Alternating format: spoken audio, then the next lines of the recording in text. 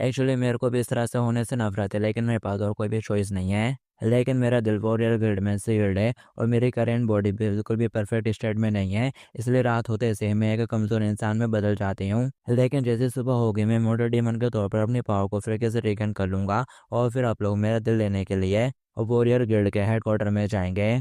और फिर इसके बाद चाहे दिन हो या रात, इस दुनिया के सारे क्रिएचर्स को मेरी पावर के सामने फिर से छुपना पड़ेगा। और फिर इसके बाद हमें सेरिस का सीन दिखाया जाता है जो कि वक्त हुए जा रहा होता है, और जो सेदिल रहती है वो उसके कदमों की आवाज़ सुन लेती है और फटाक से पीछे मुड़ते हुए कहती है, लगता है कि कोई यहीं पर आ रहा है, तेरे को बाहर जाकर चेक करना होगा। पीछे से वो कहती है, सेथिल जब तुम कॉम्बैट करो तो मुझसे 3 मील से ज़्यादा दूर मत रहना। अगर तुम्हारी दूरी इस दूरी से ज़्यादा चली जाती है तो मैं ऐसा कंसिडर करूँगी कि तुम भाग रही हो और तुम्हारी बॉडी को मेल्ट कर दूंगी। समझ गई? वो कहती है, हाँ। सिस्टम उसे बता रहा होता है नाया डेजन वो जगह है जहाँ पर मोटर डीमन का खून रखा जाता है। और वो भक्त भी जा रहा होता है और कह रहा होता है कि ये वाकई में यहीं पर है, और अब बस यही रूम ही बचा है जिसको मैंने देखा नहीं है, और वो ज़रूर वहीं पर ही होना चाहिए। और वो कमरे के पास भक्त भी जा रहा होता है कि तब यहाँ पर कोने से सेतिल आ जाती है और अपना पाँव उठाते हुए उसको बर्बाद करने लगती है। लेकिन जैसे ही वो देखती है कि सामने सेरी से, वो थोड़ा रुक जाती है और बोल रही होती है, तुम बदबूदार इंसान फिर किसे। और फिर इसके बाद हमें साथ उसका सीन दिखाया जाता है जिसको कुछ अजीब सा ही महसूस होने लगता है। वो सोच रहा होता है, आखिर ये क्या गलत है, अभी अभी मेरी बॉडी थोड़ी सी ट्विस्ट हुई है, ये एक ऐसा रिएक्शन है जो कि तभी होता है जब मैं अपने दिल के करीब होती हूँ। और दूसरी तरफ वो सैथल सेरिस को बता रही होती है, नया ऑलरेडी मर चुकी है, तो आगे तुम वापस क्यों आ गए हो, तो सुबह होने से पहले यहाँ से निकल जाओ। सेरिस कहता है, तुम्हारी बॉडी रिकवर हो गई और अब तुम कॉम्बैट भी कर सकती हो। और वो उससे पूछता है, क्या वो मशरूम टेस्टी था जो कि मैंने तुमको दिया था। सैदुल कहते हैं, बिल्कुल भी नहीं, ये तो मेरी ज़िंदगी का सबसे ज़्यादा घटिया मशरूम था, तो आप यहाँ से चले जाओ। और सिस्टम बता रहा होता है कि एफिनिटी 71% तक है। सीरियस कह रहा होता है, तो तुम इतना ब्लश क्यों कर रही हो, ऐसा लगता है कि मेरे प्रति तुम्हारा लगाव जितना मैंने सोचा था उससे भी ज़्यादा है। और वो चिल्लाते हुए कहती है बकवास, और उसको पल्ला से अटैक कर देती है। लेकिन साइरस जो सीरियस रहता है वो साइड में होते हुए बच जाता है। और वो सीरियस से कह रही होती है, मेरे को तुम बिल्कुल भी पसंद नहीं हो, और वो वहीं के वहीं पैर मोड़कर उसके चेहरे पे मार देती है। और कह रही होती है, इंसान मेरे को बहुत ज़्यादा डिस्गस्टिंग फील कराते हैं। लेकिन जैसे ही वो अपने पैर की तरफ देखती है तो सिरिस तो वहाँ से गायब हो चुका होता है। वो पीछे मुड़कर देखती है तो जो सिरिस रहता है वो दरवाजे की तरफ भाग रहा होता है। और वो सोच रही होती है, मैंने ऑलरेडी उसके सिर पे लात मारी थी, लेकिन फिर भी वो बच कर निकलने में कामयाब रहा। सिरिस उससे कह रहा होता है, मेरे को कुछ अर्जेंट मैटर है, इसलिए मैं बाद में तुम्हारे साथ खेलूंगा। और वो दरवाजे के काफ़ी पास पहुंच जाता है और कह रहा होता है, मैं महसूस कर सकता हूँ इमोर्टल डीमन के ब्लड को, वे इस डोर के ठीक पीछे ही है। लेकिन तभी यहाँ पर जो लॉर्ड साथोस रहता है वो दरवाज़ा खोल देता है। और सिरिस उसको देखकर थोड़ा हैरान हो रहा होता है और उसका हाथ थोड़ा गलत जगह पर चला जाता है। और फिर वो फटाक से पीछे चढ़ने लगता है और फिर वो जो साथोस रहता है वो भी आगे बढ़ने लगता है और पीछे से सेतुल कह रही होती है, लॉर्ड साथोस आखिर आप बाहर क्यों आ गए। तब यहाँ पे जो साथोस रहता है वो आगे बढ़ते हुए और वो सिरिस के छोटे भाई को कस के पकड़ लेता है, जिससे कि उसकी चीखें निकल जाती हैं। और फिर तभी यहाँ पर जैसे वो उसको पकड़ता है उसे कुछ महसूस होता है और वो बहुत ज़्यादा हैरान हो जाता है और कह रहा होता है, मेरा दिल आखिर इसके छोटे भाई में क्या कर रहा है। जो सेरिस रहता है वो फटाक से उसको धक्का दे देता है और कह रहा होता है, आखिर तुम करना क्या चाहते हो। लेकिन तभी सिस्टम उसे बताता है कि यही मॉडल डीमन का ब्लड है। अब ये सुनते से वो थोड़ा हैरान हो जाता है और कह रहा होता है, आखिर मेरा एंटीडोट एक लड़के में क्यों बदल गया, क्या ऐसा हो सकता है। और वो फटाक से उसका हाथ काट देता है और थोड़ा खून पीने लगता है और कह रहा होता है, कहीं इसका ब्लड ही तो मेरा एंटीडोट नहीं। और साथ उसको थोड़ा अजीब फील होता है। तब यहाँ पर सिस्टम बताता है, कोई भी डिटॉक्सिफिकेशन नहीं हुई है और तुम्हारी जिंदगी के अभी बस 101 दिन बचे हैं। सीरियस कह रहा होता है, सीरियसली आखिर इसके खून ने बार क्यों नहीं करा। और साथ वो सोच रहा होता है, अभी तो मैं एक इंसान हूँ इसलिए मेरा ब्लड यूजलेस है। लेकिन तभी यहाँ पर लात मारते हुए सेतल बीच में आ जाती है और कह रही होती है, पीछे हट जाओ। तो सीरियस पटाख से पीछे हट जाते हैं उसके लात से बचते हुए। और जो सातों है वो सोच रहा होता है, आखिर मेरा दिल एक इंसान में कैसे अब्जॉर्ब हो गया और ये उसके डैडी पार्ट में स्टोर हो गया है। और मैं अपनी पावर को वापस पाना चाहता हूँ, तो ऐसा लगता है कि मुझे इसे चूज कर लेना पड़ेगा। और फिर इसके बाद तुम्हारा शरीर खून का तालाब बन जाएगा, ये सजा होगी तुम्हारी, क्योंकि तुमने अभी ना पूछे मेरी पावर का इस्तेमाल करा है। और सेरिस कह रहा होता है, या फिर उसके शरीर के ऊपर कोई और लिक्विड है जो कि इसे डिटॉक्सिफाई कर सकता है। नेवर माइंड, हमें उसे पहले ले जाऊंगा।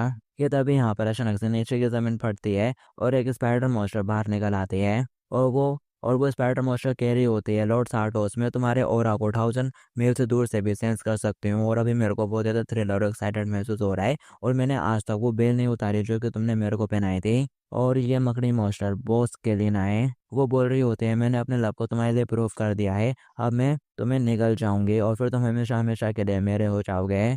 और वो मकड़ी मॉन्स्टर साथ उसके लिए आगे बढ़ रही होती है, लेकिन तब यहाँ पर जो सेरिस रहता है वो साथ उसको पकड़कर वहां से दूर भगा के ले जाने लगता है। स्पाइडर मोशन देखती है, वो लोग कमरे से जंप करते हुए बाहर ही निकल जाते हैं। सैरे सोच रहा होता है आखिर इतनी जल्दी यहाँ पर एक बॉस लेवल का डिमोनिक विश कैसे आ सकता है, डैम इट। पहले मेरे को इसको लेकर एक सेफ जगह पर जाना होगा। और वो वहां से भागने लगता है। ये देखकर वो मकड़ी मोशरो गुस्सा हो जाती है और दीवार तोड़ते हुए बाहर आने लगती है और चिल्ला रही होती है उसे मुझे वापस करो। और वो भी कूद जाती है उस जगह से और वो लोग सीधा टेंशन से बाहर निकल जाते हैं। मकड़ी मोशरो चिल्ला रही होती है इंसान दूर मत भागो। और फिर थोड़ी देर बाद शायद सीरीज पहुंच गया होता है अपने घर या फिर कहीं आसपास किसी बिल्डिंग पे। और हाफते हुए कह रहा होता है फाइनली मैंने उस डिमोनिक बिश को डंप कर ही दिया। सातों उससे पूछ रहा होता है आखिर मैं कहाँ पर हूँ। तो सीरीज उसे बताता है कि तुम मेरे घर पर हो। ये जेड जोन है वॉर गिल्ड का। सातों सोचता है फिर तो ये मेले और बेहद कन्वीनियंट हो गया। मेरी पावर वापस आने के बाद मैं तुम सभी लोगों को सेटर कर दूंगी, मार डालूंगी। क्योंकि तुम लोगों ने मेरे दिल को सील करा था इसलिए तुमको इसकी कीमत तो चुकानी ही पड़ेगी।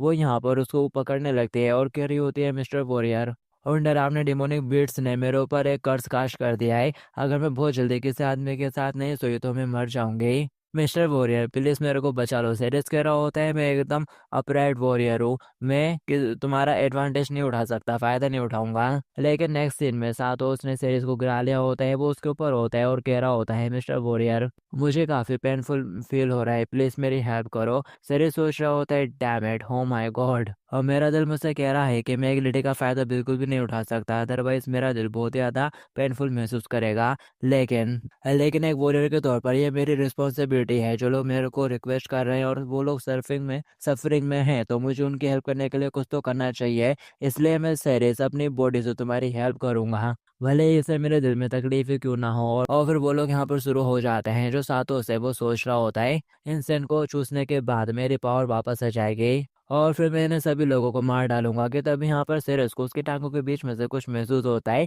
वो उस चीज को देखता है और कह रहा होता है ये तो एक पूंछ की तरह लग रही है लेकिन तुम तो एक इंसान हो तो आकर तुम्हारी पूंछ कैसे आ सकती है। नहीं सर रुको, पूंछ तो पीछे से आती है तो ये सामने से क्यों आ रही है। और फिर साथ ही वो चिल्लाते हुए कहता है ये क्या बकवास है और बहुत ज्यादा डर जाता है। उसे समझ में आ जाता है कि उसे क्या दिख रहा है सामने। तो उसकी चेखें निकल जाती हैं और वो फटाक से उसको धक्का देते हुए पीछे की तरफ हट के दीवार से चिपक जाता है और घबराते हुए सांसें भरने लगता है। और फिर तभी उसकी जेब से छुकल इमोशन नीचे गिर जाती है और जो सीरीज रहता है वो तो बहुत ज्यादा घबराया वो रहता है, उसके पसीने छूट रहे होते हैं। और वो पूछ रहा होता है आखिर तुम्हारे पास भी वो कैसे है। तभी वो साइड में हाथ मारते हुए सीरीज को खेल लेता है और कह रहा होता है मिस्टर वॉरियर तुमने मुझसे वादा करा था कि तुम मेरे को बचाओगे। और वो धीरे धीरे उसकी जांग के ऊपर हाथ फेरते हुए हाथ आगे बढ़ा रहा होता है और सोच रहा होता है अब लगभग दिन में होने ही वाला है तो मेरी बॉडी ने चेंज होना स्टार्ट कर दिया है। और वो सिर से कह रहा होता है अब तुम रिग्रेट नहीं कर सकते। कि तभी यहाँ पर जो शुक्ली रहती है ना उससे कुछ चमकीली रोशनी निकलना शुरू हो जाती है तो सभी का ध्यान उसकी तरफ चला जाता है और फिर वो यहाँ पर अपने मशर वाले फॉर्म में वापस आ जाती है।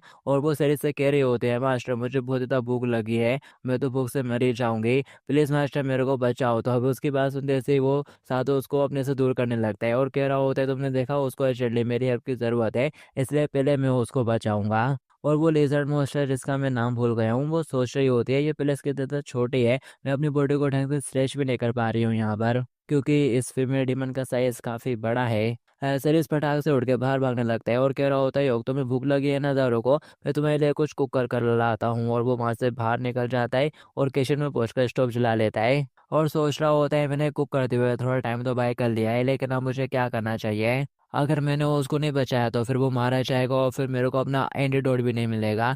लेकिन फिर इसके लिए मुझे उसके साथ सेक्स करना पड़ेगा। अगर मैंने उसको नहीं बचाया तो वो मारा जाएगा और फिर इससे मेरे एंटीडोट वाली प्रॉब्लम भी सॉल्व नहीं हो पाएगी, एंटीडोट भी चला जाएगा। नहीं तो फिर मेरे को उसके साथ वो सब कुछ करना पड़ेगा। और फिर साथ ही वो मन में चलाते हुए कहता है नहीं मैं ऐसा कुछ भी नहीं कर सकता। और फिर तभी दिखाया जाता है पीछे से सातों भी यहीं पर आ रहा होता है और सोच रहा होता है सुबह होने ही वाली है और मैं सुबह तक का इंतजार नहीं कर सकता, मुझे अपनी पावर अभी और इसी वक्त वापस चाहिए। इसलिए मुझे ये करना पड़ेगा रफ तरीके से। और वो पीछे से जाकर उसको पकड़ लेता है और शुरू हो जाता है लेकिन सीरियस फटाक से उससे दूर भागने लगता है और कह रहा होता है मेरे को जाने दो मुझे खाना देने जाना है। और वक्त वक्त बाहर निकल जाता है और कह रहा होता है मैंने कुक को फिनिश कर लिया है, लो खाना खा लो, मैं तो पहले तुम्हें बचाऊंगा। और साथों सोच रहा होता है डैमेड ये इंसानी बॉडी तो बहुत ही ज्यादा कमजोर है, मेरे पास इतनी पावर नहीं है कि मैं उसको सप्रेस कर सकूं। और फिर तभी जो सेरिस रहता है वो ये को कहीं पर जाते हुए देखता है, वो वहां पर पहुंच जाता है, वो टॉयलेट में होती है और शायद क्लीनर पी जाती है। वो उससे कह रहा होता है तो टॉयलेट क्लीनर है, क्या तुम ठीक हो इसको पीने के बाद। वो बोल रही होती है तो बहुत ज़्यादा टेस्टी है।